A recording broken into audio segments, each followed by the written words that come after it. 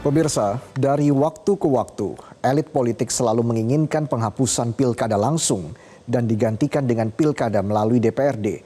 Kali ini Presiden Prabowo Subianto yang menyuarakan hal itu. Sejatinya pada 2014 Presiden SBY pernah mengesahkan undang-undang pilkada DPRD, namun buru-buru dianulir melalui Perpu karena ada penolakan publik. Akankah Prabowo jalan terus? Inilah Top Review.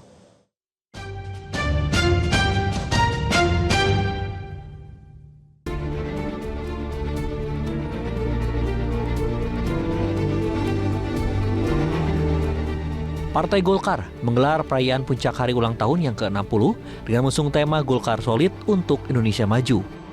Perayaan ini diselenggarakan di International Convention Center Sentul, Bogor pada hari Kamis malam lalu. Tampak Presiden Republik Indonesia Prabowo Subianto hadir dalam acara ini. Saat berpidato dalam acara HUT Golkar ini, Presiden Prabowo Subianto melempar wacana pemilihan kepala daerah seperti gubernur hingga bupati dan wali kota kembali dipilih oleh DPRD. Ketua Umum Partai Gerindra itu menilai sebagaimana yang diterapkan di negara lain. Sistem itu dinilai lebih efisien dan tak menelan banyak biaya. Dan kita tidak boleh malu untuk mengakui bahwa kemungkinan sistem ini terlalu mahal. Betul. Dari wajah yang menang pun saya lihat lesu juga. Yang menang lesu, apalagi yang kalah. Ya kan? Saya lihat negara-negara kita, tetangga kita efisien. Ya, Malaysia, Singapura, India. Sekali milih anggota DPRD, sekali milih, ya sudah. DPRD itulah yang milih gubernur, milih bupati.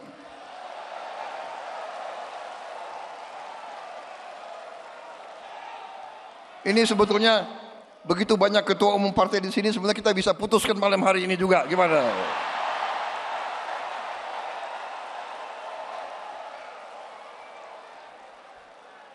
Kalau saya, ya, jangan terlalu dengar itu konsultan-konsultan asing itu loh. Ya. Saya sekali lagi, saya tidak mau mengajak kita untuk anti orang asing, tidak. Tapi belum tentu mereka mikirin kita kok, ya kan? Menteri Hukum Supratman Andi Agtas menyebut usulan tersebut perlu dipertimbangkan karena hal itu merupakan peluang untuk menciptakan diskursus yang dapat memperbaiki pelaksanaan demokrasi di Indonesia. Itu wacana yang baik yang perlu kita pertimbangkan. Ya. Pertama, pemilihan kepala daerah di Undang-Undang Dasar kan maupun di Undang-Undang Pemilu itu kan diksinya adalah dipilih secara demokratis.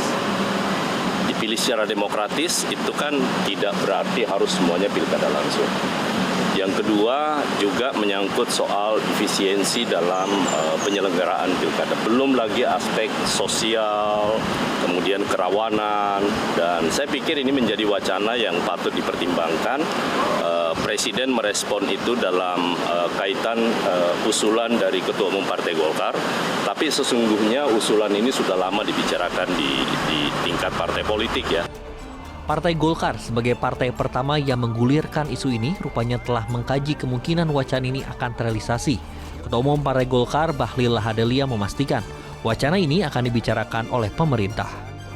Di penyelenggaranya, calon kandidatnya, partainya, kita kan sudah bersepakat bahwa demokrasi itu penting, tapi tujuan kita dalam berdemokrasi itu kan sebagai instrumen untuk mewujudkan tujuan negara. Tujuan kita negara apa? Menciptakan lapangan pekerjaan, mencerdaskan bangsa, ekonomi harus naik. Itu. Jadi jangan dibalik. Nah, sekarang kita lagi mencari formulasi yang tepat tentang sistem demokrasi kita yang pas sesuai dengan kaidah, kelaziman, adat-adat ketimuran dan budaya kita.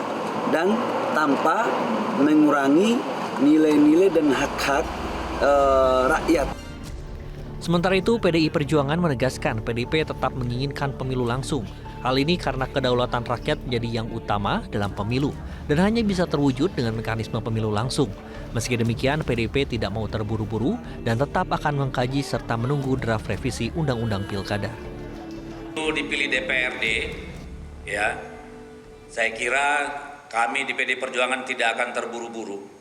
Yang pasti kami menganut prinsip kedaulatan rakyat adalah prinsip paling utama dalam pemilu. Vox Populi, Vox Dei. Suara rakyat, suara Tuhan. Dan kedaulatan rakyat itu dikejawantahkan melalui pemilu langsung. Soal biaya mahal, pilkada berbiaya mahal, itu karena hilangnya moral, etika, dan keserakahan yang ingin mengangkahi peraturan dan perundang-undangan.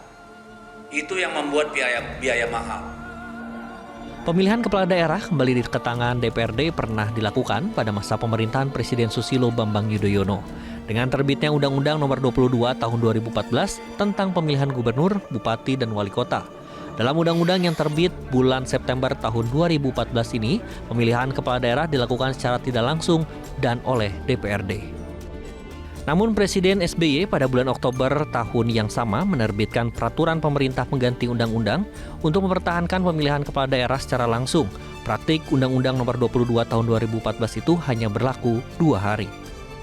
Ya, alasan soal efisiensi ini bukan hanya alasan yang baru ya, tetapi ini alasan yang juga sempat melatar belakangi pada waktu itu di masa pemerintahan SBY, terbitnya Undang-Undang Nomor 22 Tahun 2014 yang mendapatkan banyak protes massa dan juga penolakan ya dari publik, sampai akhirnya di penghujung masa jabatan beliau menerbitkan peraturan pemerintah pengganti undang-undang atau Perpu nomor 1 tahun 2014 dan kemudian di masa Jokowi disahkan menjadi Undang-Undang nomor 1 tahun 2015.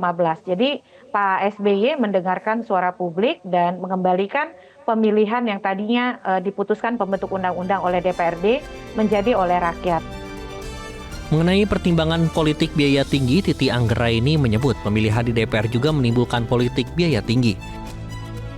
Nah, kalau persoalan efisiensi Mbak Eva, kalau kita melihat kembali kenapa terbit Undang-Undang 32 tahun 2004 tentang pemerintahan daerah yang pertama kali memperkenalkan pemilihan kepala daerah secara langsung dan dilaksanakan pertama kali di tahun 2005, argumennya itu sama.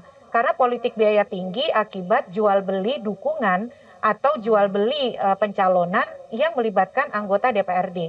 Bahkan pada tahun 94 misalnya ada sempat sebuah skandal besar di mana proses hukum berlangsung, terjadi jual beli suara anggota DPRD dalam pemilihan bupati di Waingapu pada waktu itu, dan angkanya bombastis sampai 300 jutaan di tahun 94 ya, ketika dolar masih sangat rendah nilai tukarnya pada waktu itu. Jadi kalau pembahasannya adalah soal efisiensi, politik biaya tinggi, politik uang dan lain sebagainya, baik pilkada langsung ataupun tidak langsung itu sama-sama ada.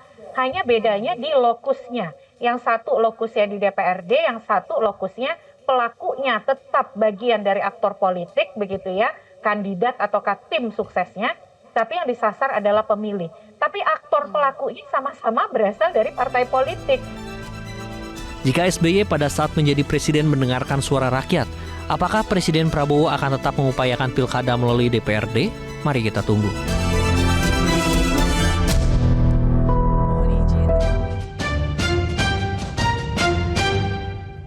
Jelajahi cara baru mendapatkan informasi. Download Metro TV Extend sekarang.